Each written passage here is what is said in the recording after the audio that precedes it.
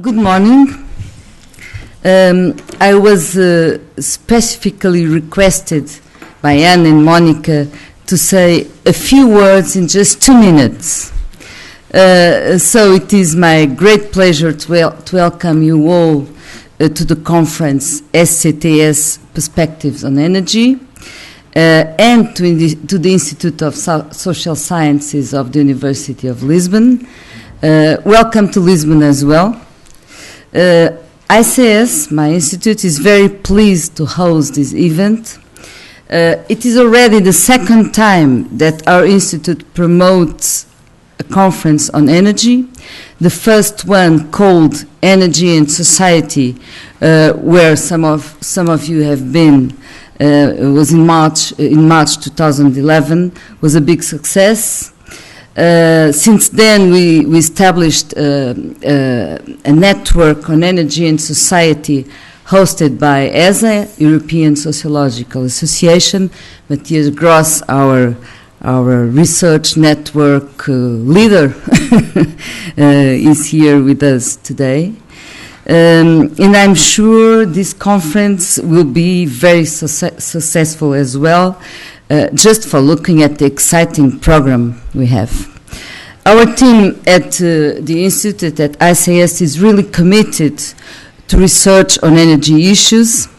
Despite the current crisis and the political dissensus on primary sources of energy, Portugal has an unusual position regarding the energetic mix, with a big component of renewables. Currently, we have the 4th position in the OCDE ranking, and we also have responsibilities towards Portuguese-speaking countries in this field. So I really appreciate the presence of all of you that have to come on this wonderful, usually sun-shining country. Maybe the sun disappeared outside to keep you attending the sessions inside. So, on behalf of our director, I would also like to greet all of you, and in particular our guest keynote speaker, Professor Gordon Walker from Lancaster University, who is going to be introduced later by Monica Truninger. I wish you all 2 very productive and energetic days. Thank you.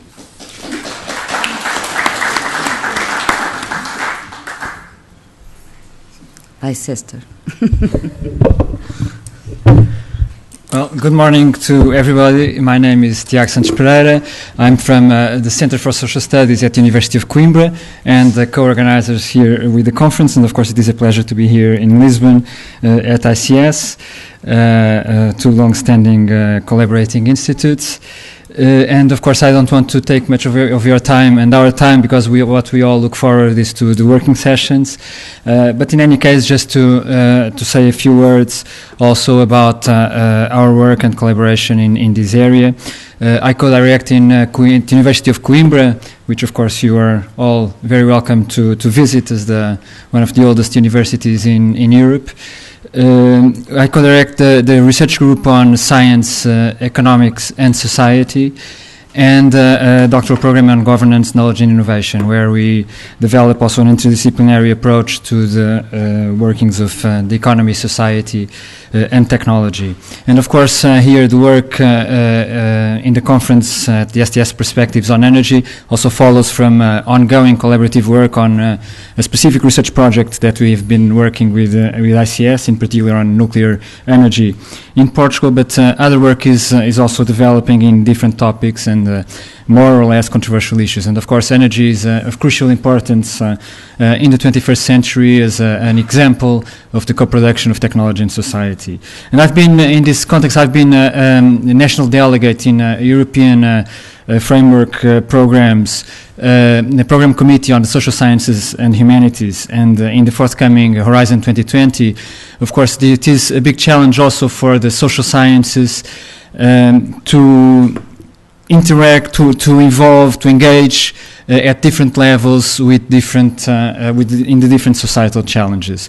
And while there is a specific societal challenge on inclusive, innovative, and reflective societies, there is also a challenge for the social sciences community, and I think STS has a particular role and a particular experience in this area to engage with other more technologically based research communities and also the specific program challenges. And of course, I think this is also part of what we also aim to promote in this area, and it's also reflected in the organization of the program, with also a keynote speaker that comes from technological energy technology research tomorrow. And of course, I think we also expect that among the discussions here in these 2 days, and among the interactions also in the informal discussions, that it can also be a starting point for future projects that will emerge from the discussions here. And that's also something that we also look forward to promote with this conference. And without further ado, I'll just pass on to our main leading coordinator in the conference, Anna. Well, good morning and welcome to Lisbon. Let me just tell you briefly how the idea for this conference started. It's probably not the most usual story, but we had a few research projects on energy issues here at ICS. I'm coordinating one of them about renewable energies in Portugal, but I'm also working with Tiago on the project on nuclear energy. And I'm a member of EAST. I've been a member of EAST for, well, a dozen years at least. And this year they had this call for organizing conferences and sessions, and they were particularly keen on having something done in Southern European countries because they don't have a lot of members from there. So I just thought, why not organize a conference and ask them for money for it? And basically that's what motivated me. Basically because for the past few years I've been attending conferences and watching very relevant and interesting work being done all over Europe on these issues. I'm an STS scholar, so my main interest is science and technology, and energy just comes naturally for someone who cares about these issues. So I would think that after 2 years of an excellent conference organized by Luísa and Ana Horta, I think I could follow their example, so I gathered together a few of my colleagues and we set the ball rolling for having you today here. I would just like to thank, of course, the institutional support of EAST, which actually funded most of this conference, and ICS, who is hosting it and also supporting it.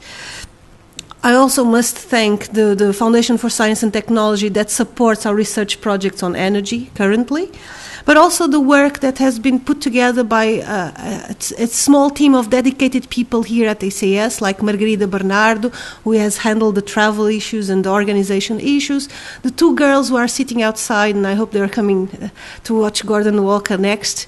They are my 2 research students that are working with me on the research project on renewable energies, all my colleagues in the organizing committee.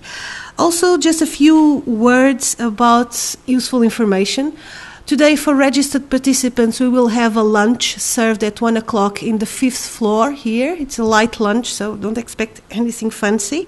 There's going to be a dinner tomorrow that is being organized by Monica, and we have 2 choices, a meat course and a fish course. So in the next session, you'll be... And a vegetarian one, okay. And so a list will be circulated in the next session, so you can choose, and you can also register for the dinner if you haven't done so. It's 25 euros, so it's not very steep for most of you. And finally, I would just like to tell you that the sessions in this conference will be taped and probably put online at a later date. But if you have any objections, please let us know. So all I have to say is welcome, and I hope we have a very interesting 2 days of conference. Thank you.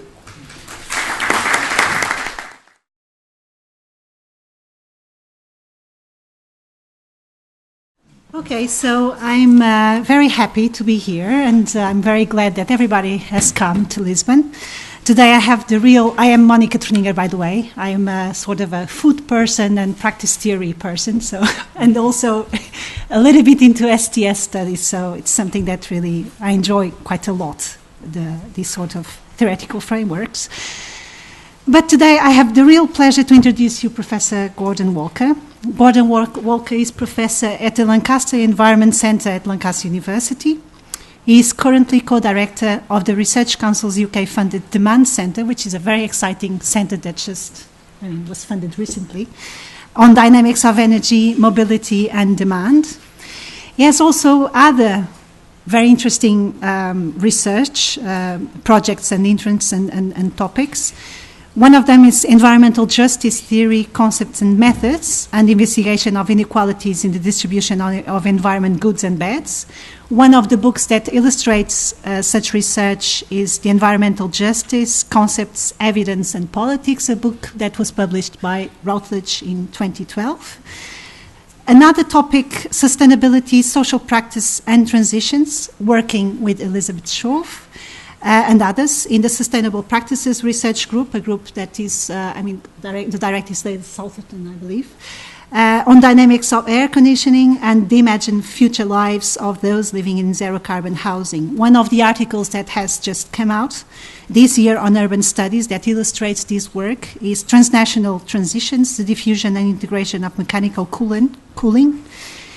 Other topics on energy poverty, vulnerability, and thermal comfort. There is an edited book that illustrates this, energy justice in a changing climate. Other sort of topics on social dimensions of sustainable energy technologies and public engagement with community energy projects, risk governance, vulnerability, and resilience related to floods and technological risks, something that also connects with the work that we are doing here. We have a project on climate change and erosion, coastal erosion. So it's very exciting work, and I'm very happy that you have the ability to accept our invitation to be here today.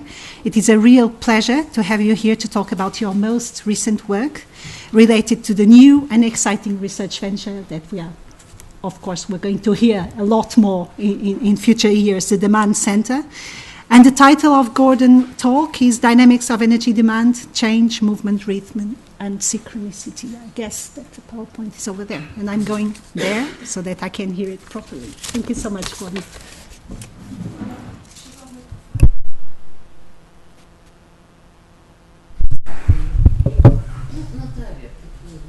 No. Okay.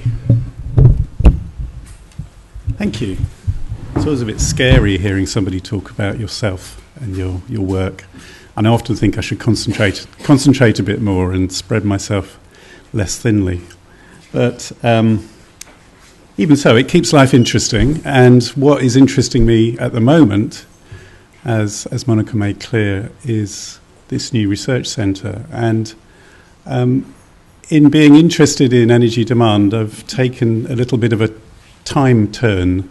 Got very interested in time, temporality, dynamics, the social theory around time and timing and dynamics and change and so on. So the talk today is going to be drawing on various bits of thinking, bits of early work we've been doing, some ideas, some things that are intriguing and fascinating about connecting time to energy demand. So it is going to be a little bit unformed, and it is going to be talking about what's going to be coming in the future rather than talking about what I've done in the past. So I hope you'll indulge me in that, and hopefully find some interest in this sort of topic, which I think is relatively new in the world of energy research. So I'm going to be There's an enormous range of notions and concepts and metaphors of time that I could have chosen to talk about, but today I'm going to talk about these ones. Yes, I couldn't resist playing with PowerPoint a little bit. If you're talking about dynamics, it feels like you should use the dynamic possibilities of PowerPoint. So change, movement, rhythm and synchronicity. And movement, as it is moving, is going to move to the end. I'm actually going to talk about change, rhythm, synchronicity, and movement last of all. But before I do that, I want to take you to a museum in this city, in Lisbon. Lisbon's full of very fine museums. The Gulbenkian would be probably the most famous of them all. A little less high on the hierarchy of tourist visits is the Electricity Museum.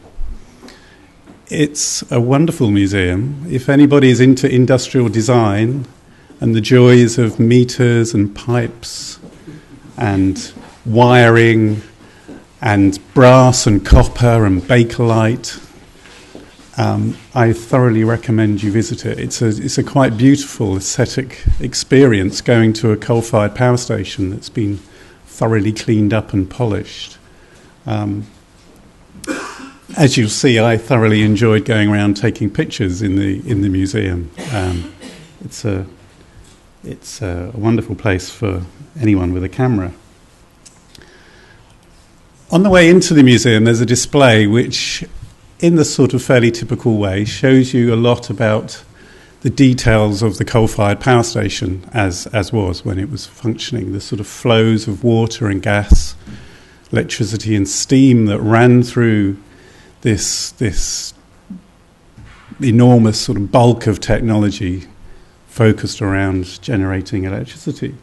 At the end of the display, we get the wires going out into this sort of representation of Lisbon, a few buildings, a few lights, and so on. Clearly there's a real asymmetry here. Not surprising, because this display is about the coal-fired power station. But it's a sort of asymmetry that I think has a wider resonance, in that in a lot of research and a lot of policy and in a lot of industrial work, supply dominates over demand. There's a real asymmetry between the world of supply in energy and the world of demand in energy. We know an enormous amount about supply. A lot of attention and time is given to supply. A lot less is given to demand. And I think that's quite a problematic asymmetry, particularly as we increasingly go into challenges around carbon and challenges around energy security, in which paying attention to demand rather than just to supply is becoming more and more crucial. So in research terms, at least in the UK, this asymmetry has been recognised, and to some degree it's been responded to. The research councils in the UK have got an energy programme. That energy programme has been running for some time, and it was recognised that it was predominantly funding research on supply, on distribution and in infrastructure, and very little research going on demand. So they've recently set up the funding of 6 research centres, all with 5 years of funding, all focused on researching energy demand. Researching energy demand in very different ways, I have to say. Some very technological work, some work focused on materials, on life cycle analysis, and all sorts of different things. But to their credit and to our pleasure, they decided to fund this centre, the centre called Demand, which stands for the Dynamics of Energy, Mobility and Demand, which was definitely the cleverest acronym of any proposal that was submitted, which is probably why we got the funding. And this is a social science-led research centre. Myself and Elizabeth Shove are co-directors of it. We have 9 collaborating universities involved in the research centre as well, and an additional partner who is making an input of both time and money into what we're doing, which is EDF R&D in Paris through Eclair.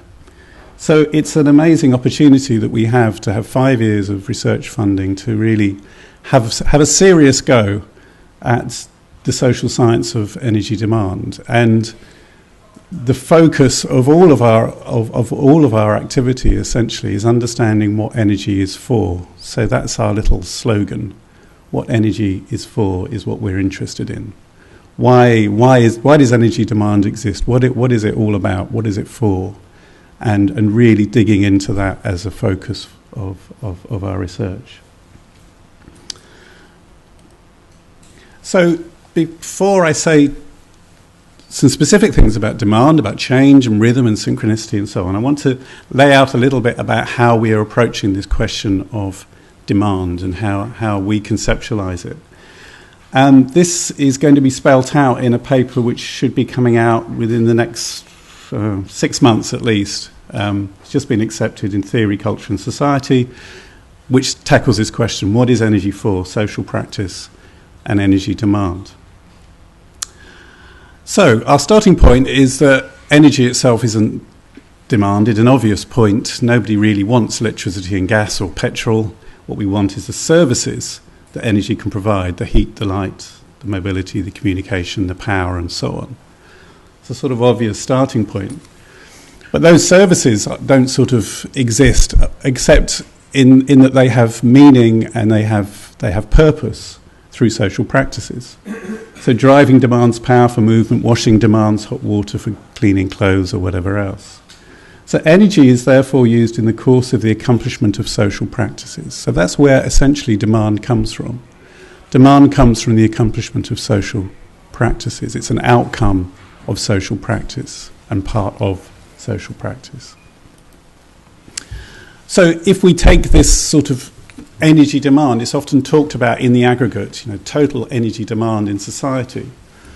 Energy demand, that sort of aggregate thing, depends upon the entire range, the entire mass and complex multitude and constellation of interwoven practices that are enacted in any one society and form the social order. In terms of the specific sorts of interests that we have in the materiality and technologies and so on, clearly technologies and infrastructures are very central to the provision of energy services. It's not just the electricity that produces the service. Clearly that electricity needs to run through technology to then produce heat or light or movement and so on. So energy flows through material arrangements within which practices transpire. Materiality, which includes the supply infrastructures through to the end-use devices and technologies. Pipes and wires, boilers and toasters, we would all connect together within that notion of material arrangement. And supply and demand are interrelated through those arrangements, very much interwoven. So whilst we are primarily focused on demand, in practice it's next to impossible to disentangle demand from supply, and we'll see that at various points later on in the talk, in that very close relation between supply and demand. And then our last sort of proposition, and an important part of what we're doing in demand, which I'm not going to talk about as much today, is that all this is about the reproduction of interpretations of what we would what we see as need and what we see as normal and acceptable ways of life. So those are sort of some opening propositions about where we start from in thinking about energy demand, about technology and infrastructure, and notions of normality. So just to emphasize this point about the centrality of technology and infrastructure, energy is used not for its own sake, but in the course of accomplishing social practice, what people do, in other words. What people do obviously matters for energy demand. Technologies and infrastructures obviously matter for energy demand and for what people do. So at the bottom there, if we're interested in demand, we need to focus on how technologies, infrastructures, and practices interact, and on the dynamics of those interactions. So that's all some preliminary stuff, and now I want to move on to talk more about dynamics. So to talk about dynamics takes us into the world of time, timing, and temporalities. And reading someone like Barbara Adams or Zerubbabel makes it very clear that time is a very multifaceted concept. It has multiple expressions, takes multiple forms, and can be thought about in many different ways. And clearly we can think about time on very different scales of temporality. from seconds and minutes through to the daily time scales, through weekly, seasonal, annual, decadal, epochal. That's all available to us in how we conceptualize time, we conceptualize notions of time and timing over different timescales and resolutions. So, as I said at the beginning, I could have chosen different time-based concepts to talk about in relation to energy demand, but I'm going to take these four, which I see as very central and important to the sorts of challenges that are faced by energy systems, energy policy makers, and people interested in unpicking this mass of the aggregate of energy demand. So, change, rhythm, synchronicity, and movement. So let's begin with change. Now, change is probably the most familiar of these four terms in the way that it's been applied and attached to questions of energy, including on STS research on energy. So we could go back to various pieces of writing and research around energy and find change very much present. It's often a key concern of people who are focused around questions of energy demand. So we could go back to White writing in 1943, a paper that at the time was quite influential in thinking about energy-society relations. And he sort of paints a very grand picture about the relationship between energy and human progress, or energy and civilization. Culture develops when the amount of energy harnessed by man per capita per year is increased. So for White, energy is a sort of driving force of change and of human progress and civilization. So the more energy we consume, the more civilized we have become over thousands of years, is his range of analysis. And this type of interest in the relationship between energy and social change on a very big scale is still present nowadays. It's a bit more sophisticated, it's a bit less linear and deterministic, but it's certainly one way of thinking about change and energy demand. We could also look to the world of innovation, transitions, multi-level perspective, and so on, that in various ways have been interested in energy using technologies, their form, questions of efficiency, sustainability, typically working with notions of systemic interrelation between social, political, and economic change, socio-technical co-evolution, and so on. So there's a whole body of work there around change as well. For us, not surprisingly, given what I've already said, understanding trends and change over longer timescales is a matter for us of understanding the dynamics of social practices, how practices develop, how they change, how they evolve. So this entails going in some detail into the interweaving of material arrangements, skills, knowledge, norms and convention, and how they change and co-evolve and co-relate over time. So following the sort of work that Elizabeth's been doing, along with Matt Watson, who's here, understanding the dynamics of social practice involves things like looking at patterns and processes of recruitment of people to practices, the sort of patterning of the repetition and frequency of different practices, and so on and so forth. As an example of this sort of analysis of change, Monica referred to the fact that we've been doing some work looking at air conditioning. And here we were focused around change because we wanted to understand why air conditioning was being more widely used in the UK.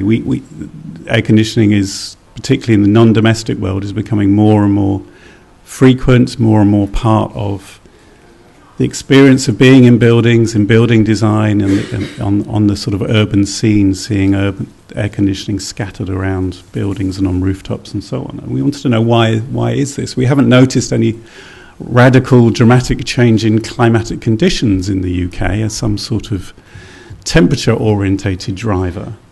So what was going on? So here we started from focusing on a technology and finding the technology as our method. We were sort of following where air conditioning units were and trying to understand why they were there. What were they being used for? What were the rationales for introducing them into the built environment?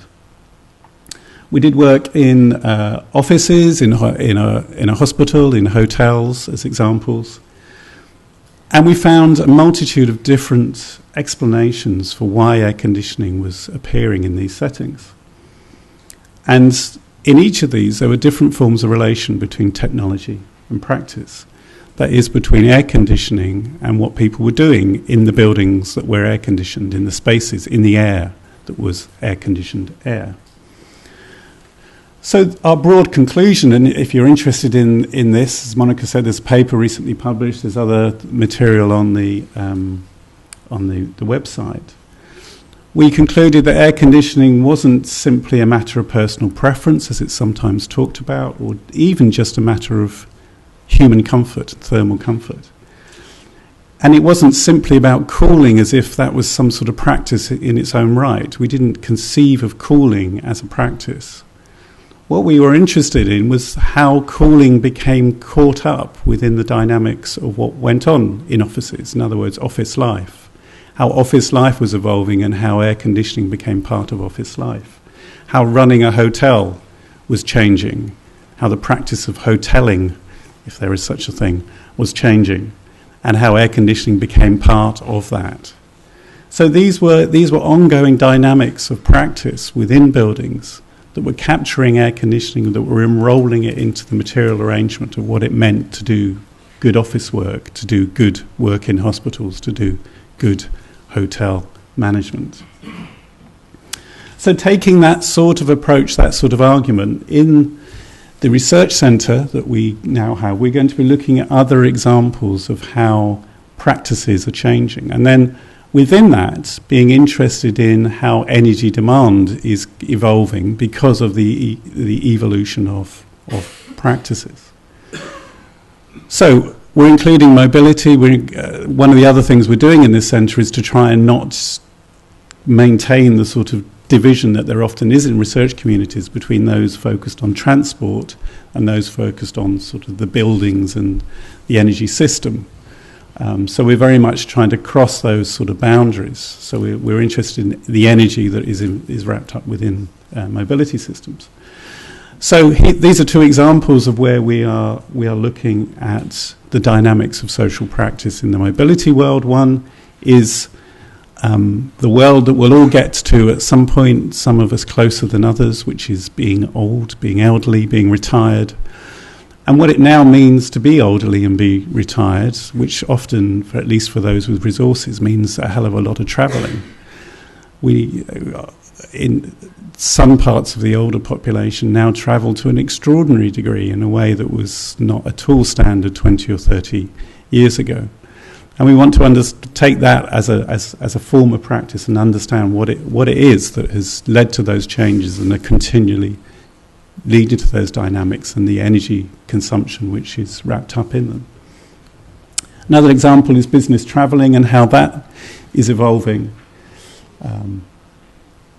It's about being face-to-face in some way, but when, how often, as part of what particular business practices, selling, negotiating, what is it that face-to-face, that need to be face-to-face is all about? How does that vary across different professions and occupations? And how are the various forms of technologies, including clearly information technologies, involved in the shifting dynamics of travel patterns? Not necessarily increasing travel demand. It could be that there are various trends going in different directions here, but it's definitely a very dynamic part of the travel market at the moment.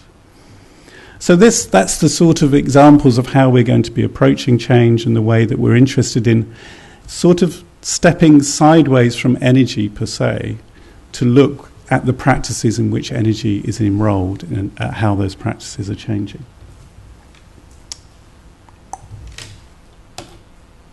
So that's all a bit familiar. Let's get on to something perhaps a little more interesting, which is the rhythmic pulse of the city. So whilst that image of the city was very sort of static, obviously cities like Lisbon or anywhere else in the world absolutely full of rhythm, and Lefebvre has a very wonderful little quote in a little extract to take out of his book Rhythm Analysis, which captures the way that energy is caught up in rhythms. He doesn't quite mean energy in the way that I'm talking about it, but even so, everywhere where there is interaction between a place, a time, and an expenditure of energy, there is rhythm. What a very handy quote that is. And when you look at writing about rhythm, it's talked about as being at the very core of social order. As Tim Edensor says, social order is made up of rhythmic conventions. Rhythms emerge from human practices. So the rhythms of the city are rhythms of practice. It's the rhythms of what people do. It's the way in which, over various forms of time scale, over daily sequences, over weekly time scales, there are rhythms to the way that practices are engaged in and performed. The sort of sleeping, waking, eating, going to school, working, bathing, washing, visiting rhythms, the weekly rhythms that Zerubbabel talks about that impose a rhythmic beat on a vast array of major activities, the shopping, the worshipping, the working and the socializing.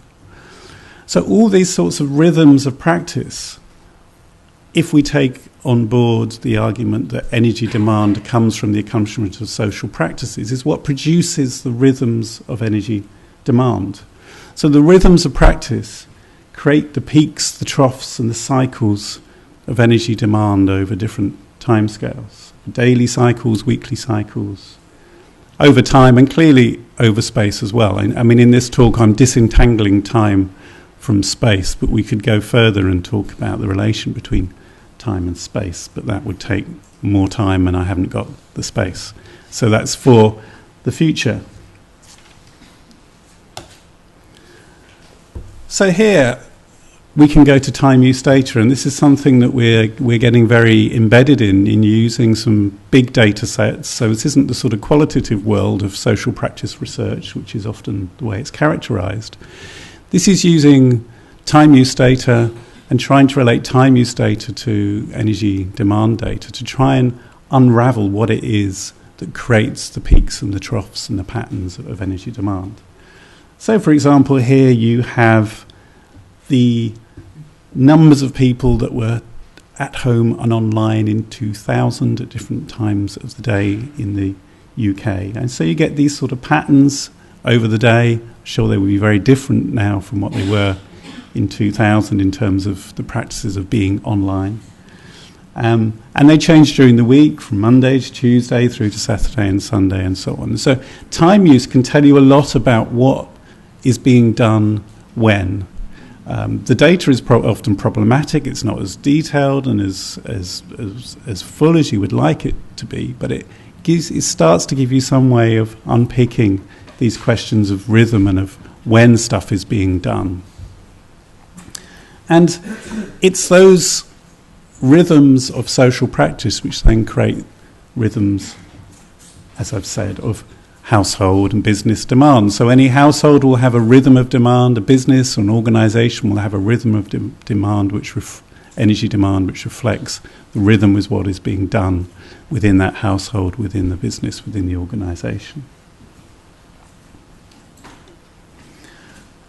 And what's interesting is to then think about the way that technologies are caught up within, or various forms are caught up within those rhythms and are actually instrumental in reproducing, if not creating, those rhythms. So Tim Schwanen talks about technologies that urge or demand rhythmic consistency, in which rhythm is delegated in some way to non-human actors, something like the heating timer that switches the heating on at certain times of the day and turns it off at other ones.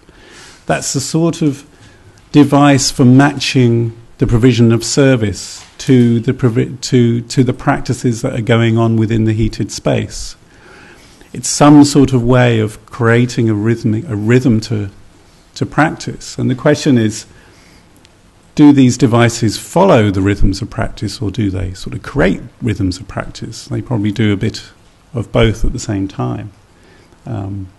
Some sense is demanding, sometimes servicing. So there's some interesting questions about the rhythms of technology and the way that there is delegation to technology. Another sort of intriguing world of technological device in relation to rhythm is the whole world of batteries and charging and so on, and the way that they temporally detach or decouple energy consumption from end-use practice. So you can think about charging as a form of sort of rhythm shifting. So there are charging rhythms, and then there are energy service rhythms. And the question is sort of what matters in all of that, and how are these two things related to each other? Is it the charging rhythms that matter? Is it when the battery gets charged up, or is it when the battery is used? Where is demand in that? Is demand in the charging, or is demand in the use of the power inside the battery? And how have batteries been consequential in moving around energy demand and enabling the use of energy at times when it didn't used to be able to be used in that way? So I think some very intriguing conceptual questions about how we think about storage and batteries and time and space as a consequence. But rhythms by themselves are sort of interesting, but I think what then becomes important is the way that rhythms are synchronized. So we need to move from rhythm into synchronicity fairly immediately. Because while we can talk about rhythms at an individual level, clearly we don't practice rhythms in a very individualistic way. And again, Tim Edensor says, the rhythmic structure of the day is not merely individual but collective, and relies upon the synchronization of practices that become part of how we get things done. Or Barbara Adams, who is probably the best person at giving you a sort of way into time and social theory.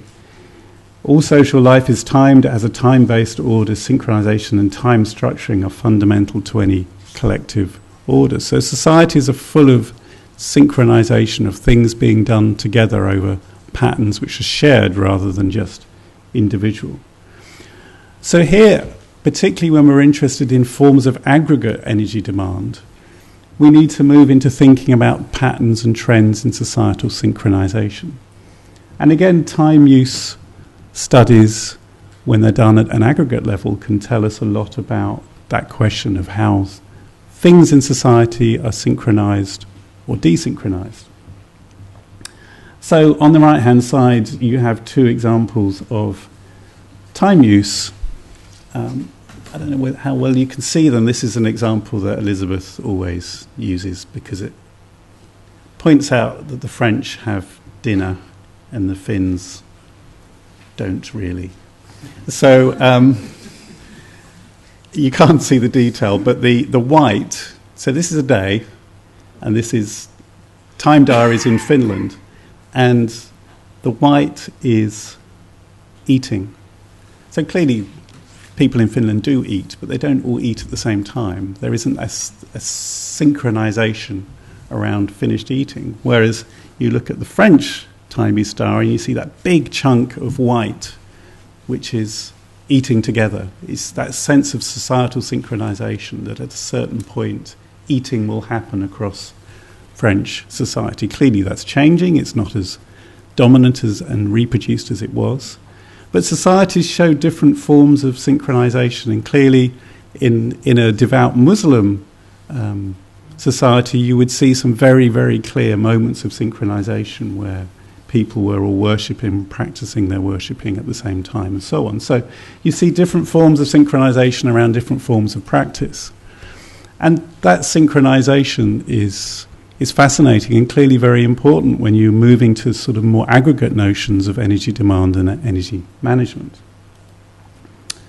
So I don't quite know why this slide is at this point. Anyway, it could have been anywhere along this talk, actually. one of the things that we're doing in the first theme of the Demand Centre is to really try and focus on these questions of time and timing and unpick the sort of the aggregate of energy demand, to get beyond the aggregate and the averages, to really start to differentiate where energy demand comes from. And why does synchronization matter? Well, we can look at synchronization in a number of different ways. The first is because of this big question around peak load, which people in all sorts of contexts and all sorts of different parts of the world are getting very focused on. It's about the peak and the consequences of having to meet the peak periods of energy demand. The consequences which are there in terms of infrastructure and system capacity. So you have to build your infrastructure to be able to deal with that peak rather than have the whole system collapse when you get to peak demand. So a very, very clear point of connection between supply and demand here. Really crucial question about infrastructural capacity, which connects directly to the question of the societal synchronization of demand.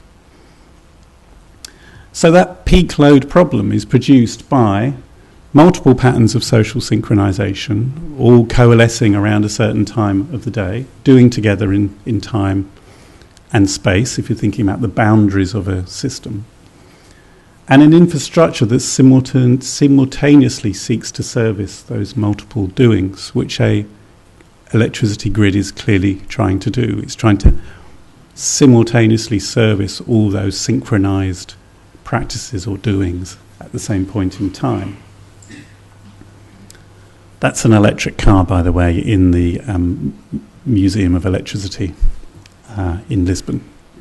It's not the most glamorous of electric cars, but it fitted our colour scheme, you would have noticed, so I was very pleased to find it. It was orange and black, as this lecture theatre is as well. Good Lord, everything's orange. And clearly it's interesting to start to sort of focus on the peak and to try and understand a lot about the peak, because the peak has really become problematized, and I think it's intriguing to follow that problematization of the peak. It's a problem now not just of capacity but also of carbon, because often the most carbon intensive period of the day is the peak. I mean, that varies from energy system to energy system, but often it's at that peak time when the dirtiest, the most carbon intensive technologies come online to service that peak. So how do peaks and their makeup, how do they shift with changes in social practice, infrastructure and technology? Can we imagine ways in which peaks will move or will evolve, will be different to how they are now? So I'll come back to sort of talking about peaks in a moment. The other territory where we need to move into when we're looking at questions of synchronization is between social rhythms and natural rhythms. And I think this is particularly interesting territory, to think about the relation between the natural rhythms of days, of seasons, and the ways in which social rhythms relate to those natural rhythms. And there's sort of two types of synchronization or desynchronization that are at issue here. Clearly we have the whole way in which the seasons and the movement of the seasons and movement of climatic conditions relates to the demand for energy services, particularly for heat and light. So at different times of the year, some social practices are more or less energy intensive in their reproduction. Do social practices in any way and their use of energy in any way follow those natural rhythms, or do they ignore and resist them? To some degree, practices do follow those rhythms. We wear more clothes in the winter, typically, than we do in the summer, but we probably do that less than we used to. And there is a sense of wanting to standardize thermal conditions to take out the seasonal effect through technology, through the use of energy to standardize around for example, an internal temperature of 22 degrees C all year round. So that relation between the social and natural, I think, is something which is there to be looked at and thought about more than we have done today in terms of that around through a framing of synchronization. The second, natural social, which is coming onto the agenda far more strongly,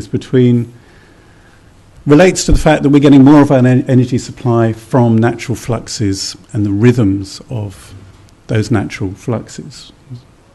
Wind and sun and tidal power being clear examples. So synchronization between supply and demand now starts to matter in new ways. The question of whether demand can be made to match with supply when supply is fluctuating in response to natural rhythms and cycles. And that's a question which is being grappled with at some very different scales. You can grapple with it at a household level and say, to what extent can practices in some way be shifted? I'll talk about shifting in a moment. Be shifted to work with the power that is coming off of solar panels.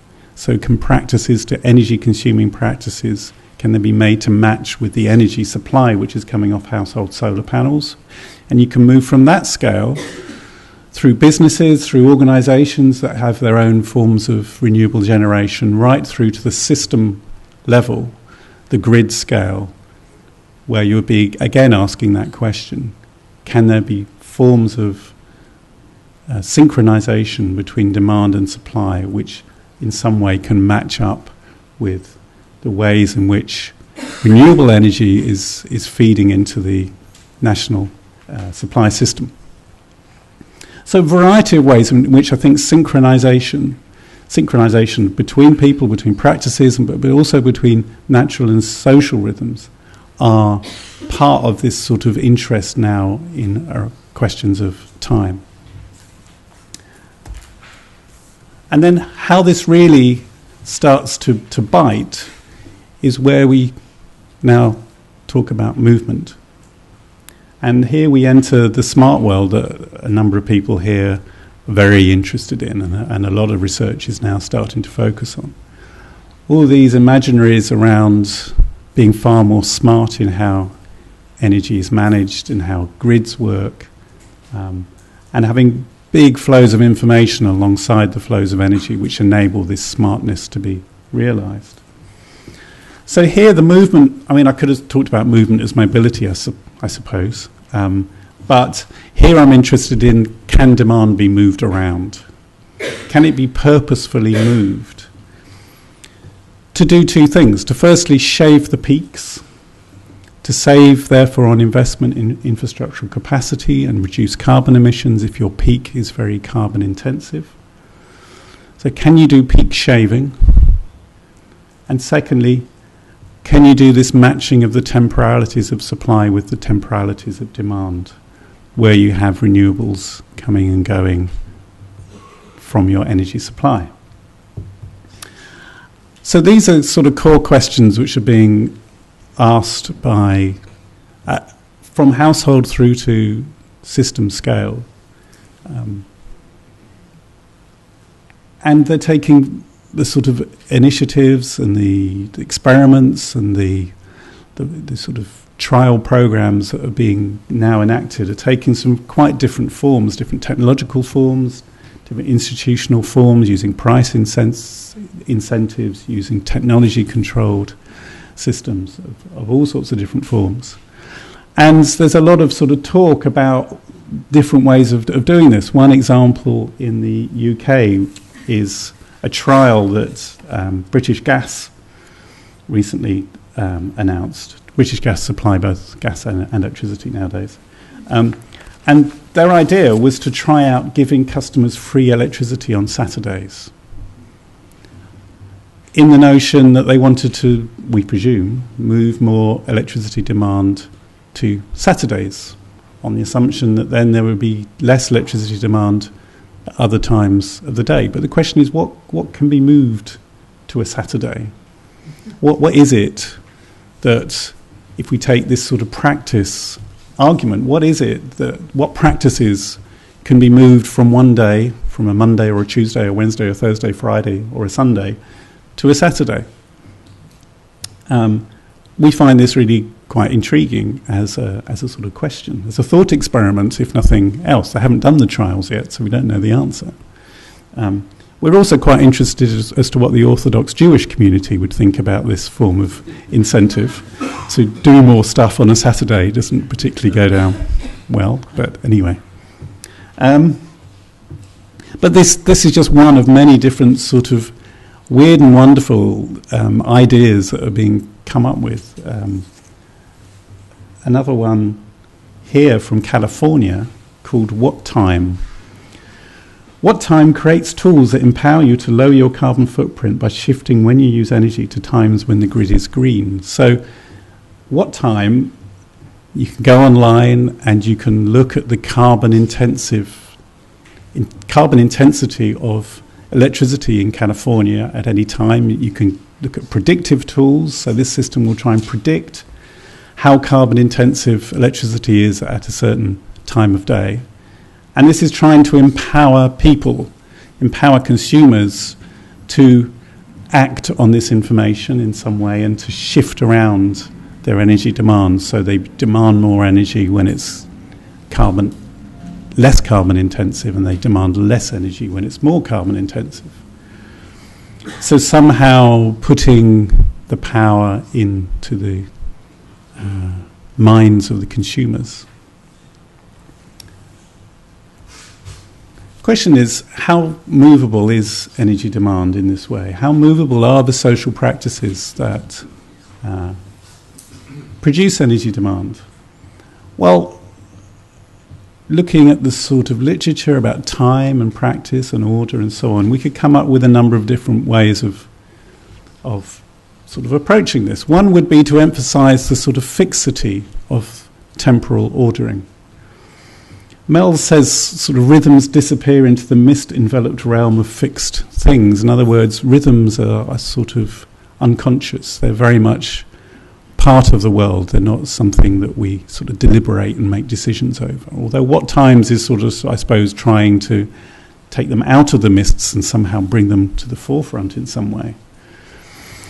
But even if we sort of imagine that rhythms can be brought into the consciousness, there's then the question of the way that social practices are deeply interwoven and sequenced. And you can characterize practices as being sort of locked into patterns of the sort of familiar ways of doing things. There's familiar ways of living and of working and of recreating, which makes them very hard to sort of disentangle and to separate out and to shift around from one day to another. So there are various themes that conceptually would push us towards imagining that demand cannot be very readily shifted around. On the other hand, we could think about sort of forms of pliability that there might be for some practices under some conditions. Lefebvre, in writing in Rhythm Analysis, makes a sort of conceptual argument, I don't know how far we can take this in practical terms, that there is no identical absolute repetition indefinitely. There's always something new and unforeseen that introduces itself into the repetitive. It's a conceptual argument that repetition is never ever identical. Something always shifts, something is always moving. But it suggests some sort of, therefore it does suggest movement in rhythm rather than repetition as being always identical. The other thing to realize is that the social ordering of time is actually full of regulation and governance. There are all sorts of ways in which both the possible and the right time of things, sort of doings, is set by authority, by government, by business, by organizations. So the starts and beginnings times, the opening times and the closing times, the working days, the beginning of the working day, the end of the working day, the timetabling, our lives are actually full of regulation and timetabling and starting and stopping and so on. And this suggests that if there is a sort of regulation of time out there, then the regulation of time in theory could be used to move around when stuff is done, when things begin, when they end, when they're possible, and when they are right. And there are actually plenty of examples out there of energy demand shifting for non-energy reasons. So I can't remember how long ago this was, 15, 20 years ago in the UK, we allowed shops to open on a Sunday. We didn't used to allow shopping on a Sunday except under very particular conditions. That was an enormous step in moving the timing of energy demand. Suddenly all sorts of things were going on a Sunday that didn't used to go on. The shops were open, the lights were on. People were moving around to go shopping. Shopping as a practice became a Sunday activity in a very significant way. That was a really major act of moving the temporality of energy demand. So there are ways in which regulation, governance of time clearly does shift around the timing of energy demand and the synchronization of energy demand. There was another example. Oh no, that's later on. Okay. So in a way, this question of movement, which a lot of people are grappling with, and I haven't yet begun to properly get my head around all of this and all the different sorts of initiatives and schemes that are being used to try and do this shifting around of elements of demand. It sort of seems to boil down in a way to a question of power and governance. Where, if anywhere, is the power to retime the temporal ordering of practices located? Who has it? How can it be exercised? Under what conditions? For what practices? To what degree? To what ends? And where do resistances lie in all of this? Where would we expect or observe resistances to attempts to move demand around? And we could find some examples of where power does exist. For example, employers can and already do shift their working hours to fit with commercial objectives. And we know some examples of businesses in the UK that have changed their working hours in order to deal with energy demand issues, to fit their working hours around times when their energy is cheaper rather than more expensive. So employers can, not without some degree of difficulty or negotiation probably, but move some elements of the way that they work and the time that they work during the day. Another example of sort of unintended consequence is that the UK is currently planning to deregulate, as our current government wants to pretty much deregulate everything in some way, or sell it all off, is planning to deregulate the timing of school holidays and of the school day, so that each school could decide for itself how long the school day is and when the school holidays happen and so on. It's another example of a sort of governance act which is a major act of desynchronization, when all of a sudden kids are going on holiday at different times of the year. It would have unknowable consequences for energy demands, but that's not being really talked about. Another example which is talked about in energy terms is British summertime, which comes back to this question of the synchronization between natural and social. One of the metrics of the debate that we constantly have about whether we should have British summertime, in other words, whether we should put the clocks forward and back, is what will be the energy demand, what are the energy demand consequences of doing that? Because in moving your clock time, you are shifting practices within natural time. So the daylight hours are either better fitted to the social hours or worse fitted to the social hours, and that has consequences for the demand for heat and light and so on.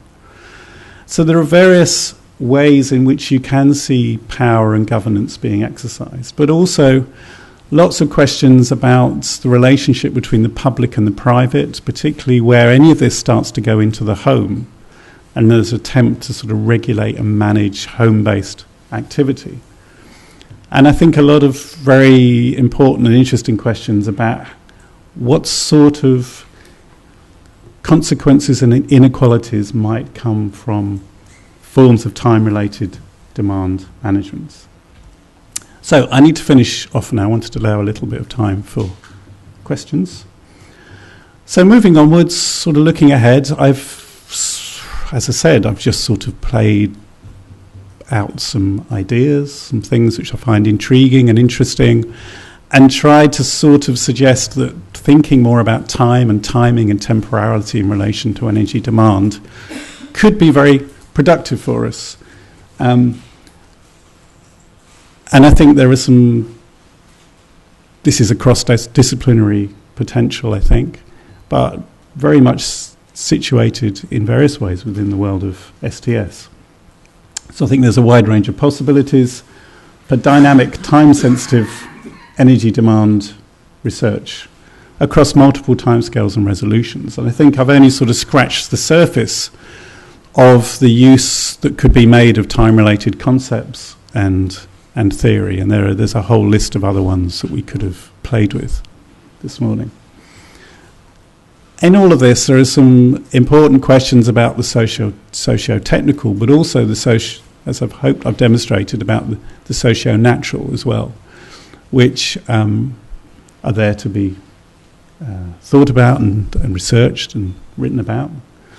And this isn't all just sort of esoteric academic wibbling around time and time concepts, because it has deepening policy and practical relevance for the sort of scenario work and the modelling work that is going on, which is trying to capture processes of change in some way, and it's often very, very poor in thinking about changes in demand. Demand is often very, very weakly modelled, very, very poorly integrated into scenario work.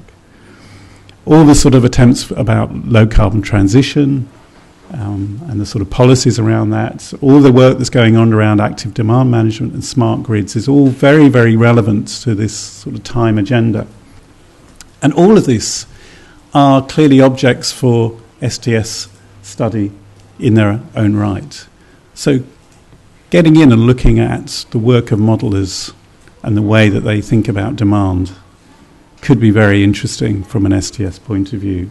Certainly people are already very engaged in looking at smart grids using STS theory and ideas and approaches. And I think there's an enormous amount of potential there. And as I said, demand is going to be busy working on all of this and other things as well over the next 5 years. This sort of lays out our propositions, our themes, and our hoped-for outcomes. We're operating in quite an open way. We're going to be having summer schools. We're going to be having a programme of international visiting fellowships funded, which people can apply for. We've got PhDs coming up and so on. So we hope there's going to be something that is a resource not just for ourselves, but for a wider community of people interested in energy and social sciences. And I will leave it there. Thank you very much.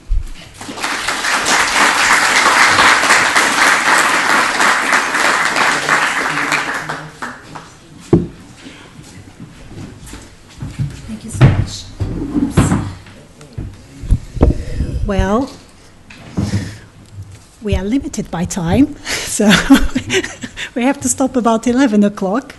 So I think that I'll open a session, but before I'm just going to tell you a funny story. When I visited a dam in North Wales, and then a technician was explaining me that one of the peak hours that they had there was when EastEnders was on and there was a break and everybody was rushing to the kitchen to get the kettle on, to put the kettle on and then to get their tea. So that was a trouble in that particular dam in terms of, supply energy.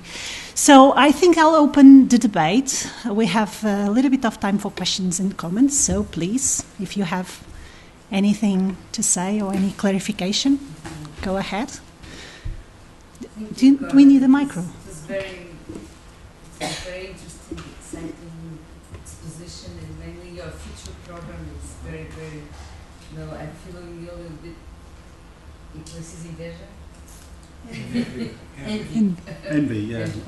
I wanted to comment. I was in last 2 weeks ago. I was in a conference of electricity suppliers, and the problem in the OCDE countries, they were worried because electricity is coming. The demand is coming down now. Because of more efficient technology and of course because of the crisis, so many of the central power for electricity are just stopped. Even in Portugal and many other countries, it just don't work. And but there was some optimistic views, a little bit technological fix. They were saying that the projection they were presenting were that electricity demand would grow because of two main factors. Mobility, of course, cars and electric transports, and mainly ICTs, the database centers, always in charge. So they were very optimistic. They never linked nothing with society, of course. And so I would like very much to hear you about this regarding the societal synchronization with this view of these people from the sector, from the industry. Can I just take another question? There is another question. Yes. Thank you very much for the presentation. Really happy to hear about all this agenda. And I was wondering about the relationship between rhythm, synchronicity, and culture. And many of your examples are from the UK, and I think there are a few cultures which are so rhythmic. As a British society, and living as foreigner in English, I wonder whether how could those concepts would apply, if you can speculate, in other societies, the societies that are not so related to technology, perhaps don't have access to technology, and perhaps are not shaped by watching standards, but rather by scavenging, finding something real.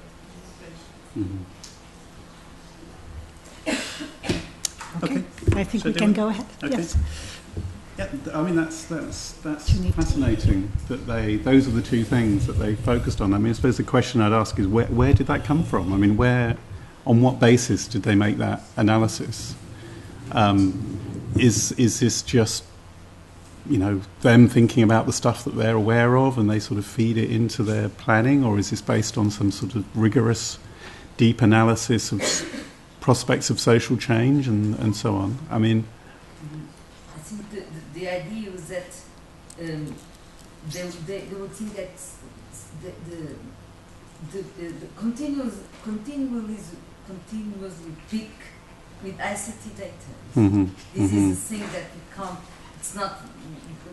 It will be spread all over the world, and so the ICT. It will be a continuously right. peak. Yeah. So without any social science inside any. Yeah. Yeah. In that sense, there's a real opportunity for social science to come into those settings and to actually problematize some of those sorts of assumptions. Yeah. Yeah. Absolutely. And I mean, ICTs is a fascinating example of how much change we're seeing so fast. And in that sense, the sort of presumptions they might have about how the future will be could be seriously out of line with how the future will be. I mean, whether anybody can work that out is debatable, but we would at least hope that social science had some sort of insights, even by doing that sort of backcasting work to look at the sort of change we've seen historically and to then use that to look ahead. To sort of build some sort of greater basis to that type of forward thinking that they're doing. On the sort of question about rhythm and culture, yeah, absolutely. I think it's very, very culturally shaped. And there are sort of big questions about whether globalization is producing a greater sense of standardization of rhythm in some way. you certainly see some evidence of businesses that are globally networked trying to work to the same time patterns. I know, some of the financial businesses, some of the businesses in the financial world have their working times to fit with the markets in particular parts of the world. Even if they're in a very different time zone, they orientate their working life around somebody else's time zone that fits with a sort of global network. But you can look at those sorts of examples, but I think on the other hand, you do have very sort of very different rhythmic cultures. But I was just thinking of the example of EastEnders, because I was at a workshop in France where there was a fascinating paper about the development of electricity provision in Maputo. And they had a system of people buying vouchers that would then enable them for a certain period of time, for a certain length of time, to have their electricity on within their home. It's like a sort of prepayment system. And they said that when they've been monitoring when people had the electricity on, the thing that in Maputo that it was orientated around was the daily soap opera. It was the popular TV soap opera, which was the key thing to their mind, which was shaping the on and off choices that people were making for the electricity in their home. So they would do lots of other things at the same time. The key thing that had to be on was the TV to watch that program. So I think... I think it's very culturally dependent, but also shifting, and technology plays into that sort of shift, the shifting synchronicity and rhythm of culture. Yeah. Okay, well, we have. Oh my God, we have lots of questions. Small questions. A very tiny one. The UK is supposed to enter in a new nuclear power station. Yes. Is there any debate this side of demand in this idea? Just let me get a few more questions, because we have at least one over there. Are you all right? It's probably too big for now, but it's okay. I was wondering if you make a distinction between demand and use.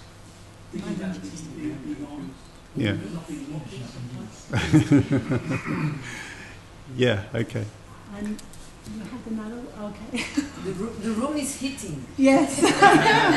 But we have to stop this practice and shift to another one. So. You've also done work on community energy.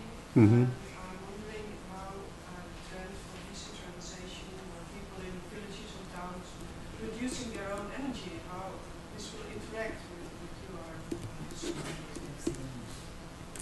And the last one. So just. What I was thinking about was because we were talking quite a lot in the presentation, quite a lot about at the end what kind of governance and top-down ways to manage practice through the organizational supply. And I was thinking about the growth of neo-liberalization. Mm-hmm. And this is not only about energy, but also about creating more opportunities for consumerism. And so, as a result of multiplying more and more practices, making commodity and therefore making them energy, where that is very much coming into conflict and not unless, and this is a potential trend where some financial institutions are recognizing energy will become nationalized because of its controversial state.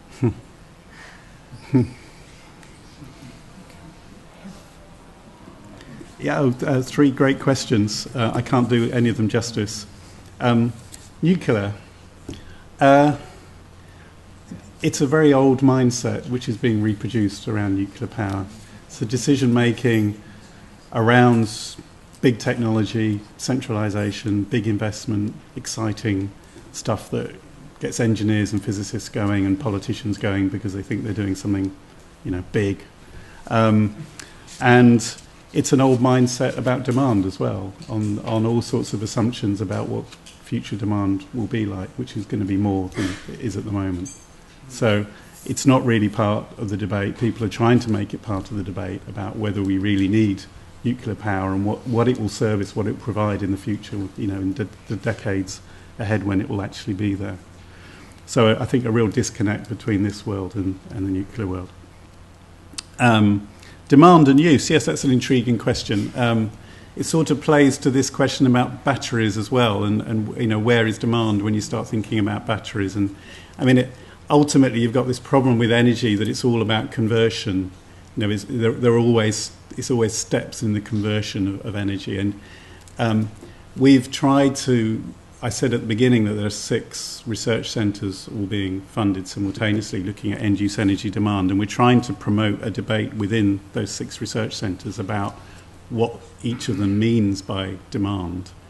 And it's clear that we each mean different things about what energy demand is and what use is. And it's the sort of question, you know, there are many questions, and yours is a good example, that you can ask about where you position demand, and I think where you position demand does have consequences as well. So I think that's going to be quite intriguing if we can keep down that line. Decentralisation, yeah, I mean, it becomes a sort of question of a sort of spatial bounding of the relation between supply and demand. You can see that within a household, and within a household somehow matching its demands to its own micro-generating supply. And within communities, you could conceive of the development of a sort of local rhythmic culture. If there was a collectively owned community solar panels generating energy at a certain time, would there be the possibility for the development of a sort of community-orientated rhythm to how that energy is being used? I mean, it's a question partly about whether or not there is value in locally using the energy that's generated, or whether it all just goes off to a grid and it's about the money rather than about the energy.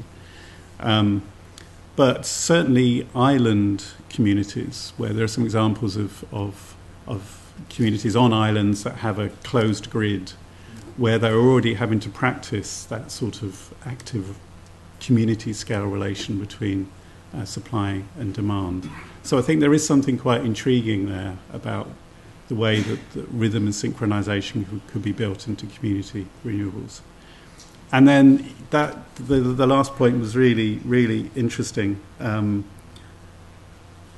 Yeah, could this all lead to nationalisation? Well, I hope so.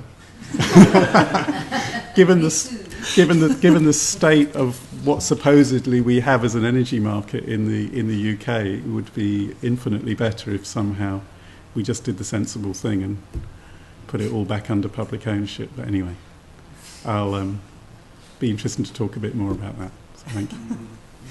Okay. Well, thank you so much for your interventions, and thank you to Gordon as well for a very exciting work and presentation, and I'm sure that lots of things are coming from the Demand Center. Thank you so much.